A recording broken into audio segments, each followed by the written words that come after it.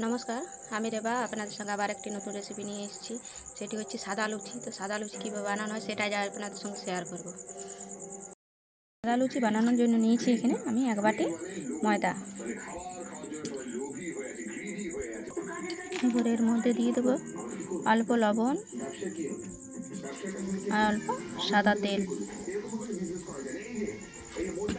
দিয়ে এটাকে ভালোভাবে মেখে নেবো। ময়নটা দিয়ে দেবো।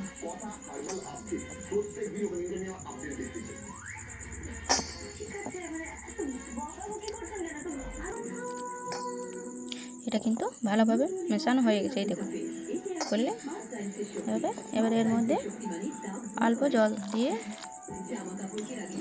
এটাকে মেখে নেব।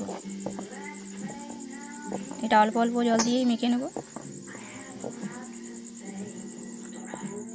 আপনারা চাইলে কিন্তু ময়দার পরিমাণটা বাড়াতেও পারেন। আমার এখানে অল্প প্রয়োজন, তাই আমি অল্পই নিয়েছি। এই দেখুন এটা কিন্তু ভালোভাবে মাখানো হয়ে গেছে। এটাকে আমি 5 মিনিট রেখে দেবো। 5 মিনিট পর এটাকে এই দেখুন এটা ভালোভাবে রেডি হয়ে গেছে। এবার এটাকে আমি দেখুন এটাকে আমি লেচি কেটে নিয়েছি। এই দেখুন 1 বাটি ময়দা দিয়ে কিন্তু অনেকগুলো লুচি হয়েছে। এবার এটাকে আমি বেলে নেব।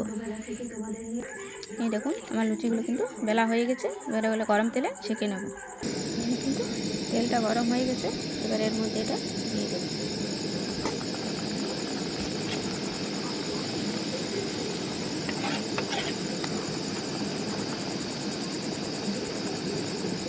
দেখুন লুচিটা কিন্তু সুন্দর ফুলে গেছে। এই দেখুন বাকি সব লুচিগুলো ভাজা হয়ে গেছে। দেখুন গরম গরম এই দেখুন সাদা লুচি। এটা কিন্তু রাতে ডিনারে খুব ভালো। এই দেখুন এভাবে গরম গরম তরকারির সাথে খেতে কিন্তু খুব সুন্দর। এভাবে বাড়িতে বানিয়ে খাবেন।